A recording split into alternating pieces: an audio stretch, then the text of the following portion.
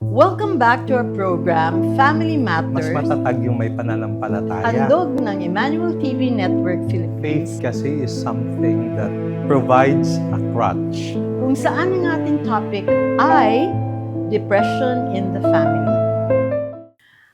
So, on behalf of ETVN, Father Jonathan, maraming salamat sa inyong pagbahagi ng inyong mga insights, mga knowledge, no, wisdom, experience, at syempre yung oras ninyo sa pagsama sa atin para sa kapakanan ng viewers ng ETVN. So talagang thank you, no? Thank you to the good Lord that He Okay. brought you here Okay. to us here in the network, no? So having said that, Father, of course, it's just fitting that we end with a prayer from you and a blessing, if Yeah. it's okay. Yeah. Okay. But before that, Yes, may I Father. thank the ETVN for their, confidence. I see course. this as a very nice platform. It's Mhm. an extension of my mission also as a Yes, Father. priest. Kasi marami tayong mas na-reach out, no? Mhm. So I guess napakagandang opportunity also to do my share, no, as a missionary. Mhm. Pangalawa, as you expose yourself, okay, it also makes you vulnerable. No? So Mhm. there are people who might not agree. They might, say nasty things, but that's part of life. No? We do not court only praises. If we want to improve, kailangan rin nating marinig yung kanilang side. But of course, the integration is within us. We read what they say, we evaluate if totoo yun, no? Or it's just their feelings, no? So kung totoo, kunin mo to improve yourself. Right. If it's just their feelings, accept it as it is, no? Kasi we could not dictate on them to feel this way for me, no? It is after all their right, no? So, wag ka lang mabagabag kasi after all, it's them, no? It's about them.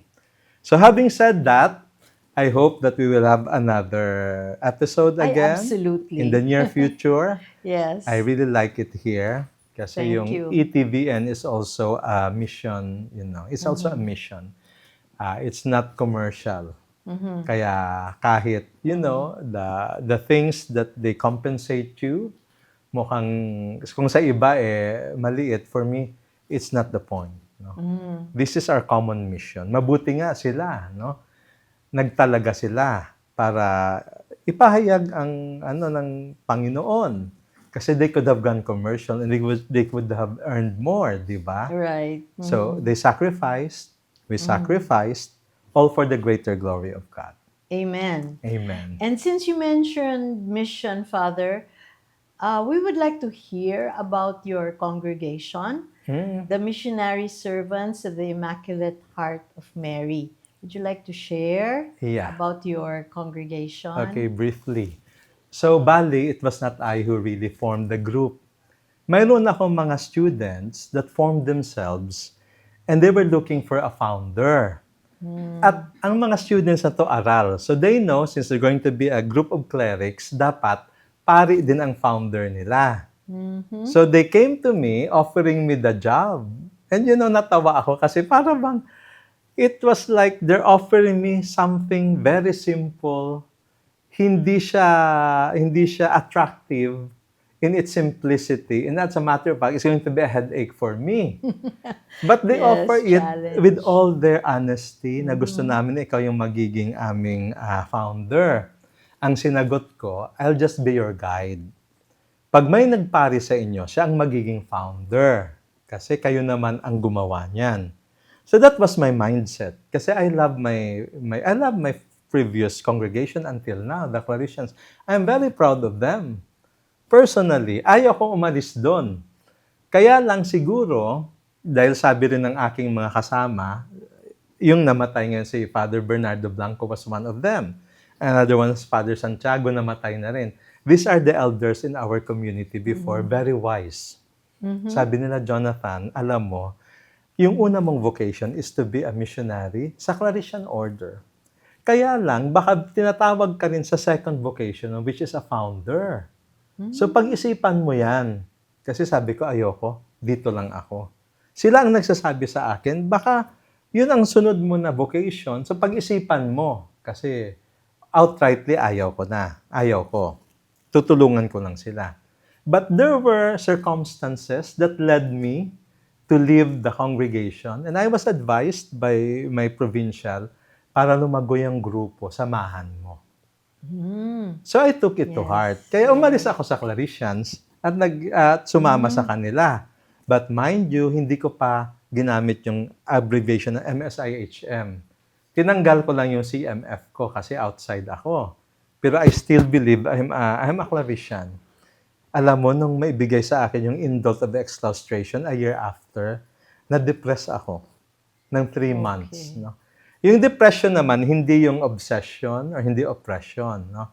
It was just the sadness that I will leave something very precious to me, something that I have grown to love. No?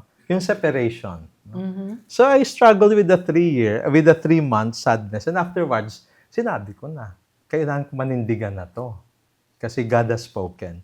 So what we did is, again, we followed the advice of our canon lawyer, the Bishop of Cubao, Bishop Elias Ayuban. No? Ang laki-laki ng kanyang tinulong sa amin para tumino kami. Una, binigyan niya kami ng advice how to discern kung itong congregation galing kay Lord. Ang sabi niya una, may growth in number, which we did. Pangalawa, may support ng people, which we have, kahit konti pa lang. Kasi hindi kami nag-focus sa fundraising eh. Pero hindi kami nawawalan. Pangatlo, sabi niya, there is the cross. So, nagkakaroon kayo ng problems because of your existence. Pang-apat, sabi niya, yung ng founder, orthodoxy ng founder. Ito naman, nag-warm ang puso ko. Kasi galing sa kanyang bibig mismo, sabi niya, I don't think you're going to be a heretic. Sabi niya, may utak ka. Sabi ko, ang layo-layo naman, nagagawa ka ng heretical doctrines mo. So, okay na yan. Yung 3 na lang. So, binantayan ko yun, and we have that. So, I was assured na ito na talaga. Ito, bigay to ni Lord. Kailangan ko ng in-nurture. Ang pangalawa, sabi niya, you look at your identity. Ano ba kayo? Missionary or apostolic society? Magkaiba pala yun. The reason is the way of life. Kasi pag missionary ka, yung vows are very important. Pag apostolic missionary ka, it's the apostolate, it's the mission that shapes your life. Okay. So, sabi niya, mas madali pag mag-apostolic missionary. So, yung kinuha namin. Sabi niya, ang hirap-hirap pag maging missionary kayo. No? It would take a lot of years for you to fulfill all the obligation. So, nag-apostolic missionary kami. So, that was his second wise counsel to us. And then yung 3, sabi niya, get a bishop protector. Kasi hanggat wala kayong bishop protector, para kayong si WL niyan, para lang kayong religious organization, hindi kayo talagang ng simbahan, hindi kayo recognized. So we got a bishop protector, which we have right now. The Bishop of Bayumbong, Bishop Elmer Mangalinaw. Okay, so okay na kami, mag-5th year. So we have a bishop protector. We already have our structures of leadership and ang aming formation, of which you are part of. Thank you very much. You did it gratis et amore. Pure hindi ko kaya ang iyong tawag dito, stipend. But I'm grateful that you gave it to us for free. So nanay ka ng aming no? Thank you for the privilege and the blessing, but everything really, all is grace, no? Yeah. Yes, so salamat din sa opportunity, Father, kasi I believe Yeah. na service that is that you are invited to do is a blessing, no? Yeah. In many ways. So salamat din sa tiwala ng inyong congregation, lalo na kayo who invites me all the time. Yeah. So thank you din, Father. Alam mo, I'm not a crying person. Kasi panganay ako eh. Malakas talaga yung loob ko. Pero from time to time, if I realize how God was gracious to us, sending people of great calibers, like you, may iba, professors ng AIM, no? Magkanong per hour nila pag pinapagturo sila, hindi ko kakayanin yung kanilang talent fee. But they gave it for free. So minsan, tinatanong ko, what have we done to deserve this kind of kindness from people? Mapapaluha ka. I can answer that because you yourself are a generous person, Father. So you are You rewarded think in so? return. Yes, of course. You are Yeah. rewarded in return by the Lord. Okay. So having said that, 5 years, we will be 5 years on December 8th. I have now 9 Wow. priests, 4 deacons. Mhm. I have 6 pre-deacons. I have 6 novices. I have 7 theology students. May 2 akong nagtatapos ng philosophy. So they will enter the novitiate next year. And, ang nakalinya na papasok sa amin, napakarami. I think if I count now, nasa 12 na sila. So, kailangan talaga mag-level up na rin yung aming structures, material structures, like ang bahay. Hindi na sila kasya sa aming novitiate house. So, we'll be forced to build one because of the necessity. It needs money. So, ngayon, yung aming is, manghingi na sa tao. Hindi na ako nahihiya kasi may napatunayan na kami. Okay. Hindi na kami malulusaw siguro, no? So magpapatuloy kami. So yung tulong nila will really go to our mission Okay. and to our formation. Yes, amazing. All those 5 years, ang dami nyo nang na-accomplish by the grace of God. Yes. Ang tanong ko na lang, Father, so marami na rin kayong priests, marami na rin nangyayari sa inyo. Ang tanong ko, dumami na rin ba yung puting buhok nyo? Well, I thank the Lord na hindi ako kalbo. Kaya may crowning glory pa rin ako. Oo. Dumanipis ever since yung aking anit dito. Okay. Kasi 2 yung puyo ko. Mhm. So medyo manipis siya. Ang sabi nga ng aking classmates noon sa seminary, ako ang unang makakalbo. Fast forward, sila, mga kalbo na, receding hairline, meron silang Oo nga dito. oo. Ako meron pang buhok. So I guess hindi ako makakalbo. But I have white hairs. No. Yun ang marami, Father? Oh yeah, White hair. white hairs. Well, it's fitting kasi I'm 54 now. No? Ayoko na mamumukha akong bata kasi gusto ko nga magmukha pa akong matanda para di ba parang talagang founder ako, may gravitas ang mukha mo. From the looks of it, minsan akala nila easy go lucky tong taong to kasi palangiti ako, wala akong mga serious marks in my face. Kaya minsan sabi ko, Lord, ba't hindi mo ako gawing seryoso yung mukha ko? Sabi siguro ni Lord, hindi mo yan ugali. That's not going to be you. No? So, I thank the Lord for my white hair. Ang dream ko talaga, lahat-lahat white hair. Talaga? Yeah. Parang Unusual. puti na. Parang platinum blonde na siya, di Oo ba? nga oo. Pero imagine, hindi ka pa senior Yeah. Yung record of accomplishments mo, no? Are so remarkable, no? You think so? Yes, of course. I wouldn't say that. What do you think? If we Kasi- reverse places, I think that's something that at your age, you are a founder and a major animator of a growing group, no? Yeah. And you have so many things going for you. Yeah. And more, I suppose, and more, no? By Yeah. the grace of God, no? So, yun. Well, when I embraced the responsibility, for me, it was a responsibility rather than an honor. Yes. No? Or, parang the office is going to be a responsibility for me. Yes. Tapos feeling ko, anybody can do it. Kaya wala akong special sense na I'm a founder, I should be treated this way. No? Parang feeling ko, kahit sino naman makaupo dyan, magagawa niya. No? I'm like that. Kaya siguro, until now, parang hindi ko pa rin matake na pinagsisilbihan ako ng aking mga anak. I really feel awkward, no? Kasi at the end of it, sabi ko, Diyos ko, responsibilidad lang yung sa atin, nagkaiba, no? Not the status in life. Kaya lang, they look at the founder in a different way. Yes, and I have witnessed that myself. No? That's why I keep telling you, be careful also because they watch you and you are their role model. No? Yeah. Oo. Ang tawag dyan, Father, humility.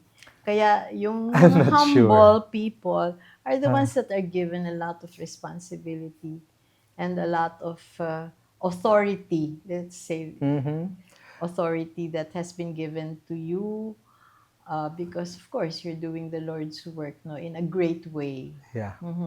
Well, it warms the heart and at the same time, para akong tawag dito, awkward. Para ako nagbablush. No? Mhm. To hear words like that. No? Mhm. Kasi frankly, really, when I took the job, for me, it was a responsibility. Right. And I don't want to fall short. No? Pero alam ko, no matter how much you try, no, you can only give yung mo, no, to the best of your humanity.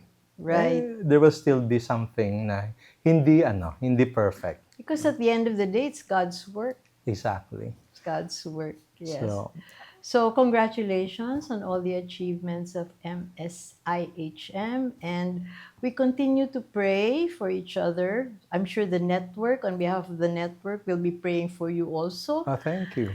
that you will progress even more according to God's will, no? Yeah. At saka syempre, sana ay makukuha pa namin kayong guest. Hindi kayo magiging masyadong busy na someday Okay. baka hindi na kami makasingit sa schedule mo. Yeah. But seriously, we are truly grateful for your presence, for your time, for everything that you are contributing to the network, Father. Maraming salamat. The feeling is mutual.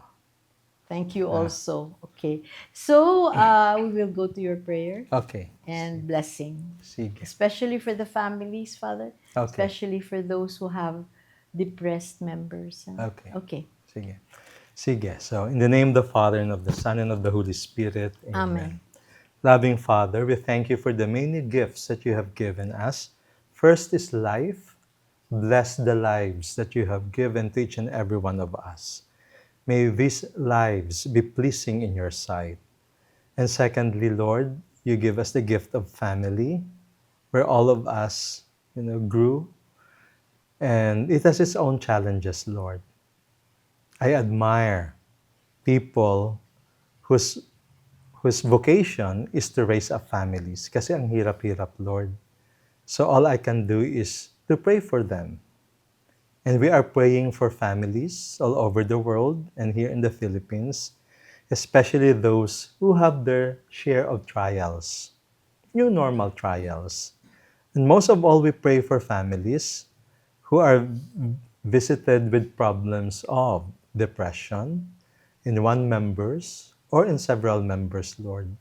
Mahirap. I know that sometimes they only have you na makakapitan. So Lord, we pray that you will raise up groups that would be of help to these families to help them wade into their difficulties so that they will feel that they are not alone and they know that you care for them through these people. And Lord, also bless us with church members who have genuine delight in families and are willing to accompany families so that they can give their wise words and counsels and encouragements so that when problems arise, families will find strength in this gentle, in these pious and holy words that comes from the lips of your clergies. And most of all, Lord, we pray that the new generation will cling to you, Lord. No matter how many gods present themselves, that these gods could bring them happiness and joy, and that these gods are the answer to their questions and problems in life.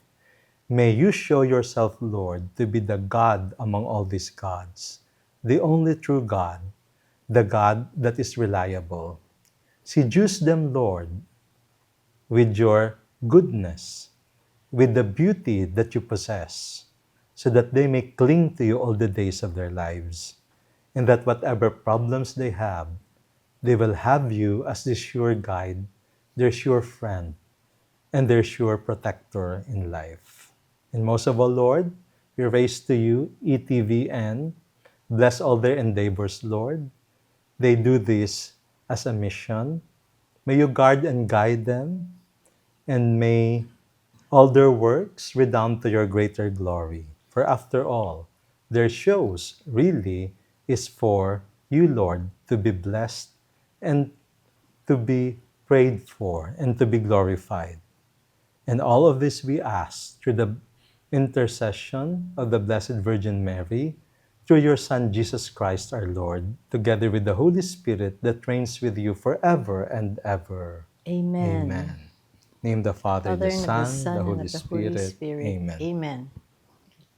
Lord be with you. Glory be to the Father, and to the Son, and to the Holy Spirit. As it was in the beginning, is now, and will be forever. Amen.